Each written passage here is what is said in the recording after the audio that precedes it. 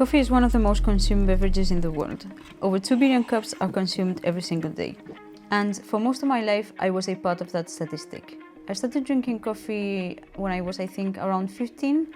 And since then, I've been drinking it every single day. But here's the thing, I don't like to depend on stuff.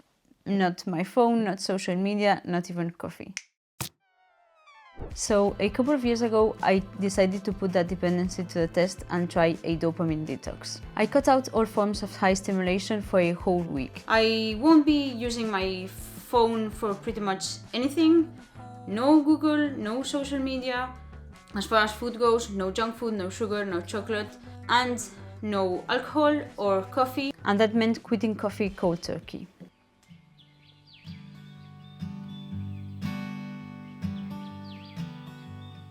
There's a lot to see, a lot to do.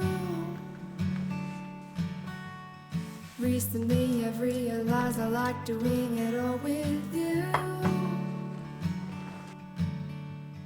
Take my hand, twirl me around, hold me close, don't ever put me down. Every time I look at you, you're looking back at me, my dear.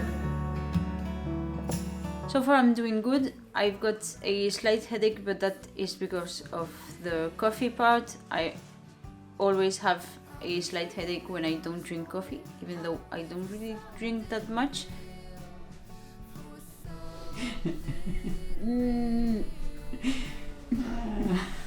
I'm going through some pretty bad withdrawal symptoms right now. I had to take a nap after lunch. It didn't help at all.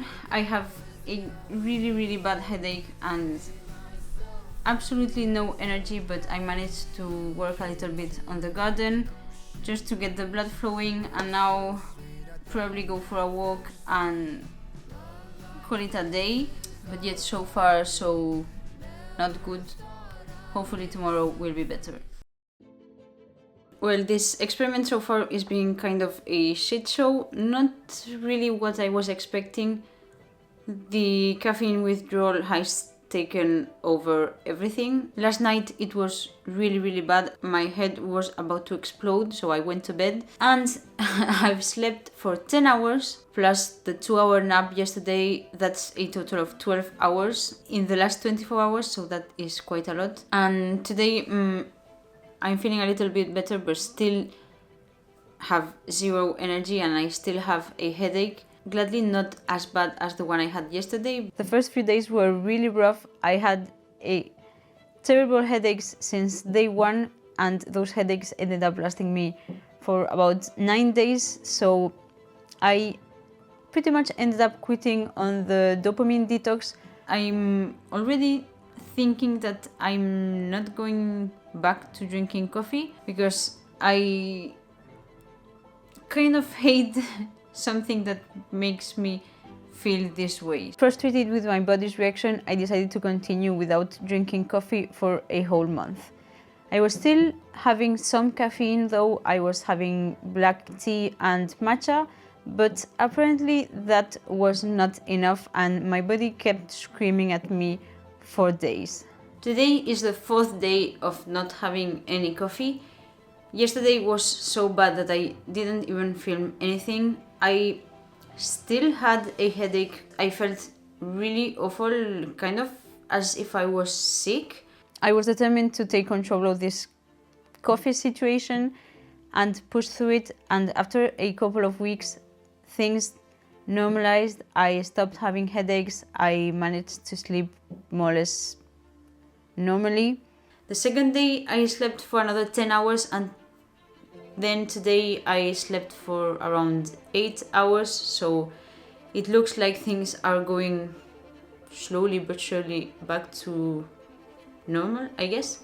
And today I was finally feeling way better. However, my body still had other plans for me. After a few weeks, new problems arose and I started having digestive issues. I was bloated, constipated, and really uncomfortable all the time. Right now I'm really not feeling that great physically. So I have been, probably since I quit drinking coffee, really constipated, and I've had terrible bloating, which has just gone worse and worse over the weeks. I feel really tired and sluggish. I don't have any energy, and I feel like I'm really struggling to recover from my workouts. Eventually, it got so bad that I had to go back to drinking coffee just to get things moving again. I kind of felt like a failure, but I moved on and completely forgot about it. That is until last year. I don't want to bore you with the details. I talk more about it in my 75 hard video, but pretty much I ended up in the hospital for about a week, and during that time I didn't drink any coffee. So that threw me into an unintentional detox that ended up lasting around 339 days. This time, no coffee, no tea, no matcha, no caffeine at all.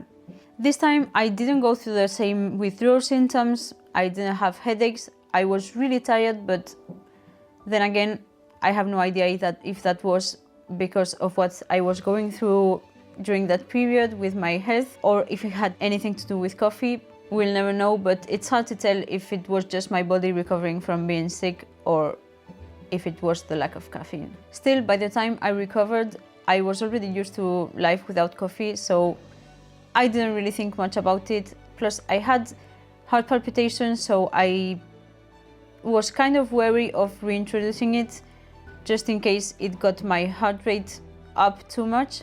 I was enjoying the stable energy, no spikes, no crashes, and I was kind of sleeping better. Eventually, I decided to try and reintroduce caffeine as an experiment to see if it could boost my productivity a little bit. So I started to do that very slowly and gradually, first with tea, then with matcha, and then with half decaf and half regular coffee. To be honest, I expected I was going to feel wired, restless, and even anxious, but I was really surprised to discover that that wasn't the case at all. I just had less brain fog, and I felt like I could think more clearly, so that's why I'm still drinking it now, because it did in fact help with my productivity. However, there are caveats to everything. I learned that I have a threshold, so if I drink a cup or more of coffee, I become very anxious, jittery, my mind is all over the place, I'm pretty much unable to focus or sit still or do anything for a prolonged period of time. So now I just stick to 1 cup of matcha or coffee, normally half decaf, half regular, although I find that matcha doesn't really give me that clarity that coffee does.